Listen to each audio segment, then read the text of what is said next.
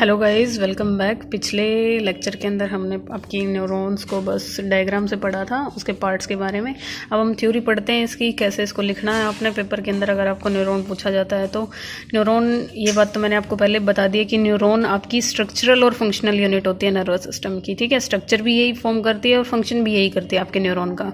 आपके न्यूरॉन का आपको फंक्शन पता होना चाहिए, क्या मैसेज को रिसीव करती है, ब्रेन तक पहुँचाती है, ब्रेन से रिस्पॉन्स लेके वापस उस ऑर्गन तक आती है जहाँ से मैसेज लेके गई थी। तो ये काम होता है बेसिकली आपकी न्यूरॉन का। तो न्यूरॉन्स के आपने 3 पार्ट में आपने इसको अंदर डिवाइड करना है, सेल बॉडी के अंदर, डेंड्राइड और एक्सोन। ठीक है, एक्सोन, अब देखो इसके अंदर तीनों पार्ट आपको दिख रहे हैं, सेल बॉडी, डेंड्राइड्स और एक्सोन। मेनली आपकी न्यूरॉन को 3 ही पार्ट होते हैं। ठीक है, सेल बॉडी को आपने सोमा भी बोला था। आपकी न्यूरॉन के अंदर लार्ज जो पार्ट है वो आपका सेल बॉडी होती है। ठीक है, लार्ज साइज के अंदर। और अगर लॉन्ग पार्ट की बात करें तो आपका लॉन्ग पार्ट होता है एक्सोन। ठीक है, लार्जेस्ट पार्ट ऑफ न्यूरॉन, आपसे 1 नंबर के क्वेश्चन ये बनते हैं आपके। एक्सोन आपका लॉन्गेस्ट पार्ट है और लार्जेस्ट पार्ट आपका क्या है, सेल बॉडी है।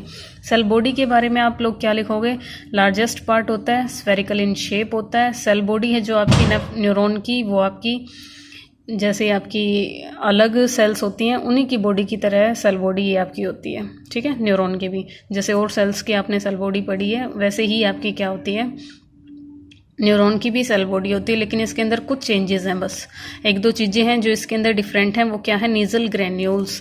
नीजल ग्रेन्यूल्स मैंने आपको दिखाए थे सेल बॉडी के अंदर, ये डॉटेड स्ट्रक्चर, इनका काम क्या था, प्रोटीन सिंथेसिस का। तो हर सेल के अंदर आपके क्या नहीं हो सकते हैं, नीजल ग्रेन्यूल नहीं होते हैं। ये आपके सिर्फ कहाँ मिलते हैं, न्यूरॉन जो सेल्स हैं उन्हीं के अंदर मिलते हैं।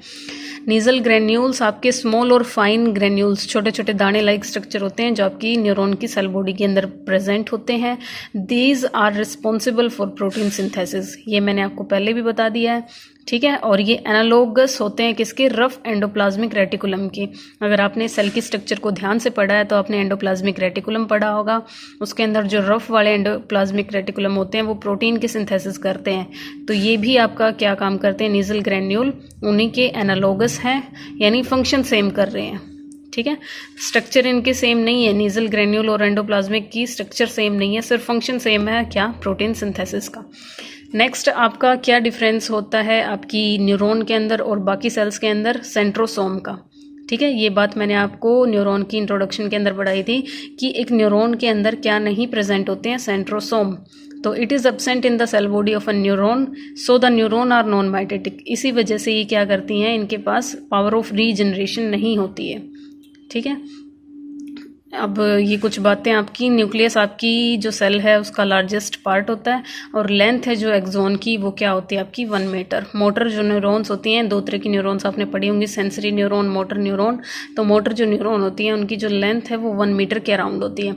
तो सेल बॉडी के बारे में आपने इतना, इसकी इंट्रोडक्शन बतानी है, शेप बतानी है, लार्जेस्ट पार्ट होता है और कुछ वेरिएशन होती हैं, बाकी तो ये सेम वैसी ही होती है आपकी जो ऐसे और अदर सेल्स होती हैं।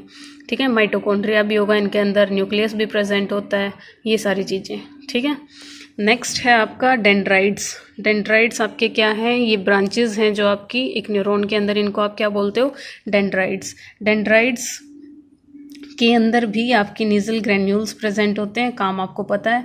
और डेंड्राइड्स को आप क्या बोल सकते हो, वेरियस एक्सटेंशन प्रोजेक्शन। ठीक है, एक्सटेंड हुई प्रोजेक्शन है ये आपकी न्यूरॉन के अंदर। ये किसी न्यूरॉन के अंदर आपको सिंगल भी देखने को मिल सकते हैं और बहुत सारे भी देखने को मिल सकते हैं।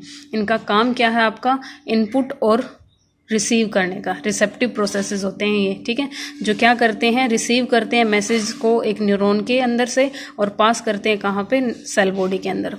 अब देखो जो दूसरी न्यूरॉन होगी उससे ये क्या करेंगे, मैसेज को रिसीव करेंगे और पास कहाँ करेंगे, आपका सेल बॉडी के पास। तो ये इनका फंक्शन हो गया। ये क्या है, एक्सटेंशन होते हैं, एक भी हो सकते हैं, बहुत ज़्यादा भी होते हैं। ठीक है, किसी किसी सेल में ये ज़्यादा देखने को मिलते हैं, किसी किसी सेल में ये एक भी आपको देखने को मिल सकता है। नेक्स्ट आपकी आती है एक्सोन।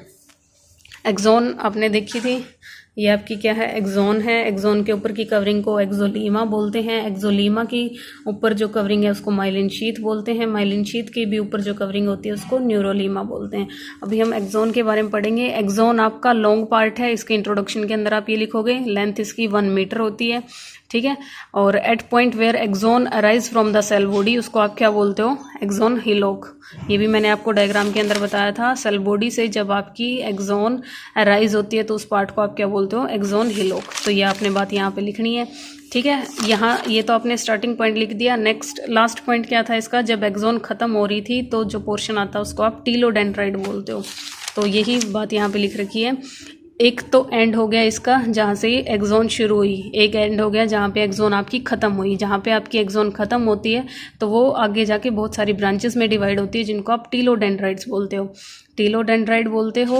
और वो डेंड्राइट के अंदर आपकी नोब लाइक स्ट्रक्चर आपको देखने को मिलती है, जिसको आप जैसे देखो ये टीलोडेंड्राइट हो गया, उसके ऐसे नोब लाइक स्ट्रक्चर जो आपको देखने को मिलती है उसको साइनेप्टिक नोब बोलते हो। इस नोब को आप, इस नोब के अंदर आपको साइनेप्टिक वेसिकल देखने को मिलते हैं, ठीक है।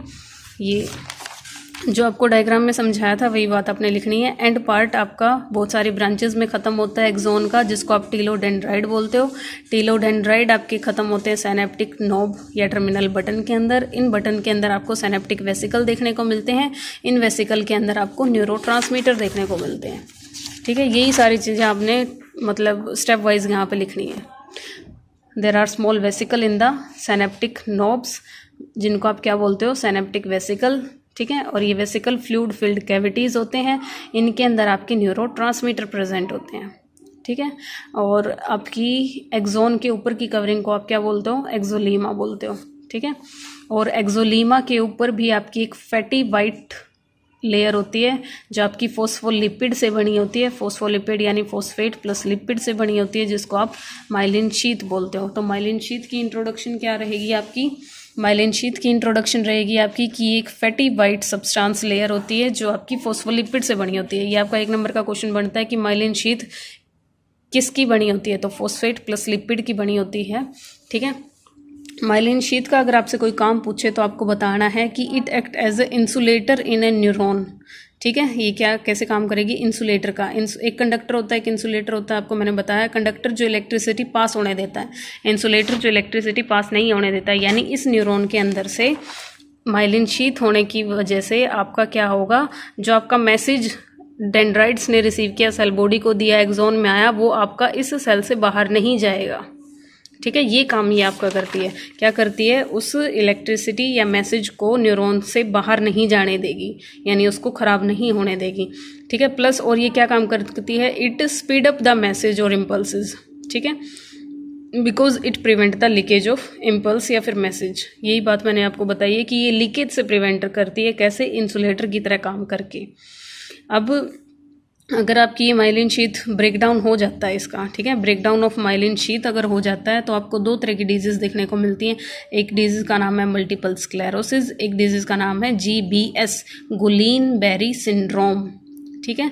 ये भी आपको मैं आगे डिटेल में बताऊंगी जब भी आप नर्वस सिस्टम की डिजीज़ पढ़ोगे, ठीक है। तो ये है क्या, बेसिकली बीमारियां आपकी, अगर आपकी माइलिन शीथ के अंदर ब्रेकडाउन्स देखने को मिलते हैं तो मल्टीपल स्क्लेरोसिस और गुलीन बेरी सिंड्रोम आपको देखने को मिलता है, ठीक है।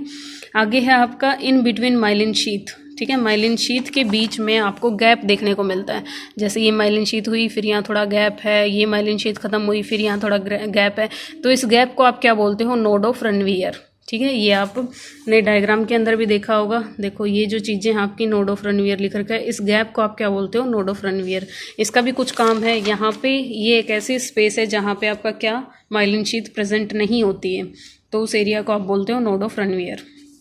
इसका काम क्या है आपका, इस स्पेस के यहाँ होने का, it is the only space on axon where the exchange of ion occur, ठीक है, between the ICF and ECF। Intracellular fluid मैंने आपको पढ़ाया है, एक्स्ट्रा सेलर फ्लूइड पढ़ाया आपको, ठीक है। तो ये वो स्पेस है, कौन सा स्पेस, नोड ऑफ रनवियर ऐसा स्पेस है जहाँ पे आपके आयंस एक्सचेंज होते हैं between intracellular fluid and extra cellular fluid, ठीक है। कैसे क्या चीज़ बता रखी है आपको, ये देखिए, ये है आपका नोड ऑफ रनवियर्स। ठीक है, अभी मैंने आपको पढ़ाया माइलिन शीथ के बारे में। ये पोर्शन क्या है आपका नोड ऑफ रनवियर, जहाँ पे माइलिन शीथ नहीं है। माइलिन शीथ काम करेगी इंसुलेटर की तरह, जो मैसेज आया है उसको एक्स्ट्रा में नहीं जाने देगी।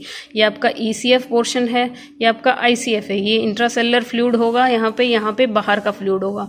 ठीक है, अब आपका जो एक्सचेंज ऑफ आयन्स है, आयन यानी ये सोडियम पोटेशियम का जो एक्सचेंज है वो सिर्फ कहाँ पे होगा आपका, इन स्पेसेस के अंदर जहाँ पे आपकी माइलिन शीथ नहीं है, क्योंकि माइलिन शीथ तो किसी भी चीज़ को बाहर नहीं जाने देगी जहाँ जहाँ माइलिन शीथ होगी। अब जो गैप प्रेजेंट है वहाँ से सोडियम आपके बाहर जा सकते हैं, पोटेशियम आपके अंदर आ सकते हैं। ठीक है, और इसी चीज़ को आप बोलते हो एक्शन पोटेंशियल। ठीक है, क्या नोड ऑफ रनवियर अब आपकी किस चीज़ में हेल्प करेंगे, exchange of ions between the extra cellular and intracellular fluid के बीच में अगर आपको ट्रांसमिट करना है कुछ, तो वो नोड ऑफ रनवियर की हेल्प से होगा। तो मेरे हिसाब से तो मैंने आपको जो जो पार्ट्स बताए थे उन सब के फंक्शन मैंने आपको बता दिए हैं। ठीक है, आई थिंक हमने ये सब कुछ पढ़ लिया है। डेंड्राइट आपका रिसीव करेंगे, न्यूक्लियस आपको पता ही है, न्यूक्लियस के अंदर ही आपका DNA RNA होता है। मतलब एक सेल के अंदर क्या चीज़ लेनी है क्या नहीं लेनी है वो सारी चीज़ आपका न्यूक्लियस ही डिसाइड करता है। और साइटोप्लाज्म को यहाँ पे न्यूरोप्लाज्म बोलते हैं। सेल बॉडी आपका डेंड्राइट से मैसेज लेके एक्सोन को पास करेगी, प्लस सेल बॉडी के अंदर आपके नीजल ग्रेन्यूल हैं तो प्रोटीन सिंथेसिस का काम भी करेगी। एक्सोन आपकी 1 मीटर लॉन्ग होती है। ठीक है, इसके अंदर आपकी माइलिन शीथ है एक जो इंपॉर्टेंट फंक्शन प्ले करती है, एक नोड ऑफ रनवियर है जो 2 तरह के काम करते हैं। ठीक है, तो ये सारी चीज़ें हैं जो इंपॉर्टेंट थी, प्लस ये साइनेप्टिक वेसिकल्स जिनके अंदर आपके न्यूरोट्रांसमीटर्स होते हैं। न्यूरोट्रांसमीटर जो एक न्यूरॉन से दूसरे न्यूरॉन के अंदर मैसेज, अब देखिए रिसीव करने का काम ये करेगी और ये न्यूरॉन दूसरी न्यूरॉन को मैसेज किसकी हेल्प से देगी, इन साइनेप्टिक वेसिकल्स की हेल्प से। इन न्यूरोट्रांसमीटर जो ये न्यूरॉन मैसेज लेके आई है वो अगली न्यूरॉन तक कैसे जाएगा, इन न्यूरोट्रांसमीटर की हेल्प से। एक न्यूरॉन दूसरे न्यूरॉन के कभी भी फिजिकल कांटेक्ट में नहीं होती है, केमिकल कांटेक्ट में होती है, और उन केमिकल्स का नाम है आपका न्यूरोट्रांसमीटर्स। ठीक है, तो नेक्स्ट हम इसके बारे में पढ़ेंगे, जो भी वो आपका नेक्स्ट लेक्चर के अंदर हम पढ़ेंगे। ठीक है, thank you guys, I hope आपको ये समझ आ रहा है। अगर नहीं आ रहा है तो आप मुझे कमेंट बॉक्स में बताना ज़रूर, जो भी आपकी क्यूरीज हों। Thank you.